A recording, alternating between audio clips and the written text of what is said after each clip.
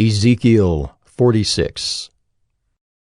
Thus says the Lord God, The gate of the inner court that faces east shall be shut on the 6 working days, but on the Sabbath day it shall be opened, and on the day of the new moon it shall be opened.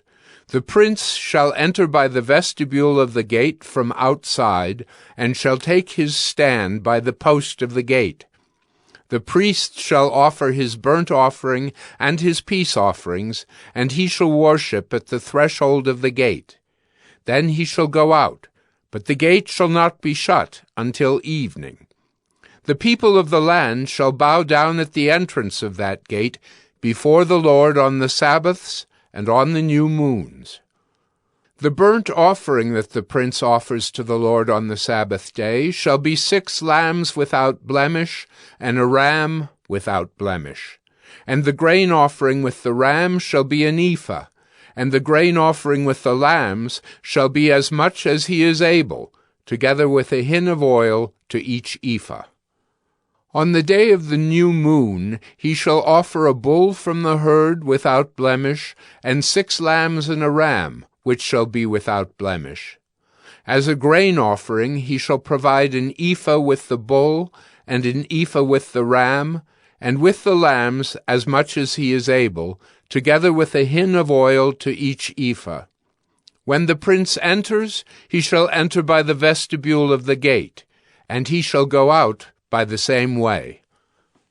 When the people of the land come before the Lord at the appointed feasts, he who enters by the north gate to worship shall go out by the south gate, and he who enters by the south gate shall go out by the north gate. No one shall return by way of the gate by which he entered, but each shall go out straight ahead. When they enter, the prince shall enter with them, and when they go out, he shall go out.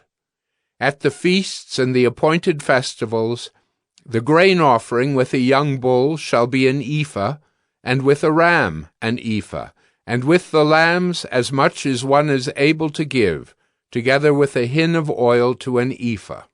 When the prince provides a freewill offering, either a burnt offering or peace offerings as a freewill offering to the Lord, the gate facing east shall be opened for him, and he shall offer his burnt offering or his peace offerings as he does on the Sabbath day. Then he shall go out, and after he has gone out, the gate shall be shut. You shall provide a lamb 1 year old without blemish for a burnt offering to the Lord daily. Morning by morning you shall provide it. And you shall provide a grain offering with it morning by morning, 1/6 of an ephah, and 1/3 of a hin of oil to moisten the flour, as a grain offering to the Lord. This is a perpetual statute. Thus the lamb and the meal offering and the oil shall be provided morning by morning for a regular burnt offering.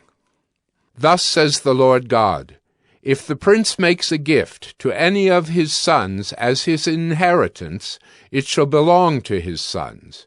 It is their property by inheritance. But if he makes a gift out of his inheritance to one of his servants, it shall be his to the year of liberty. Then it shall revert to the prince. Surely it is his inheritance. It shall belong to his sons. The prince shall not take any of the inheritance of the people, thrusting them out of their property. He shall give his sons their inheritance out of his own property, so that none of my people shall be scattered from his property. Then he brought me through the entrance, which was at the side of the gate, to the north row of the holy chambers for the priests.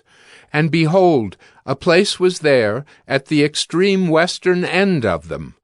And he said to me, This is the place where the priest shall boil the guilt offering and the sin offering, and where they shall bake the grain offering, in order not to bring them out into the outer court, and so transmit holiness to the people.